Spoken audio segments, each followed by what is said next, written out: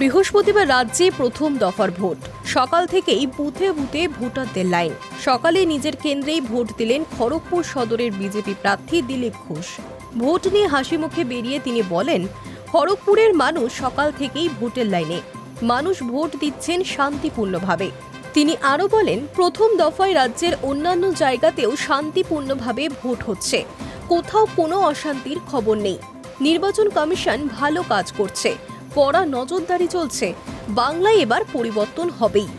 Vote দিলাম খড়গপুরে শেরশাহ স্টেডিয়ামে 263 নম্বর booth, 220 আমার নম্বর, ফাঁকা আছে। গেলাম, ভোট দিলাম।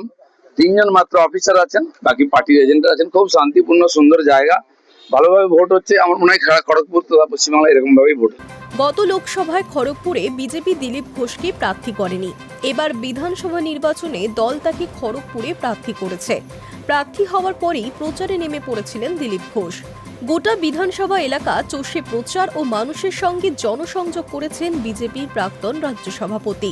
বৃহস্পতিবার সকালে ইডলি বড়া সহযোগে প্রাতরাশ সারেন। এরপর সাদা পাঞ্জাবি ও পাজামা পরে বেরিয়ে পড়েন।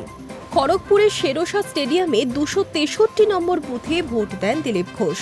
ভোট দেওয়ার পরে এক মুখ হাসি নিয়ে বাইরে বেরোন তিনি। সাংবাদিকদের উদ্দেশ্য করে তিনি বলেন, আপাতত আমি বাড়িতেই থাকবো, কোথাও কোনো সমস্যা হলে আমি তখন যাব। তবে মনে হয় না বেশি মুভমেন্ট করার দরকার আছে। মানুষ শান্তিতেই ভোট দিচ্ছেন, পরিবেশও ঠিক আছে। সুষ্ঠুভাবে ভোট করানোর জন্য নির্বাচন কমিশনকে ধন্যবাদ দিয়েছেন তিনি। এবারের ভোটে এসআইআর কতটা প্রভাব ফেলবে সেই প্রশ্নে দিলীপ ঘোষ জানান, অন্য রাজ্যেও এসআইআর হয়েছে, সেই সমস্ত জায়গায় কোনো কথা ওঠেনি। বাংলাতেই এসআইআর নিয়ে চর্চা চলছে। তৃণমূল কংগ্রেস এবার ভোটে হারছে, সেই জন্যই এই সমস্ত বিষয়কে সামনে এনে প্রচার চালাচ্ছে। বাংলায় এবার পরিবর্তন হবেই, জোর গলায় এই কথা বললেন Dilip Ghosh. Hi News network.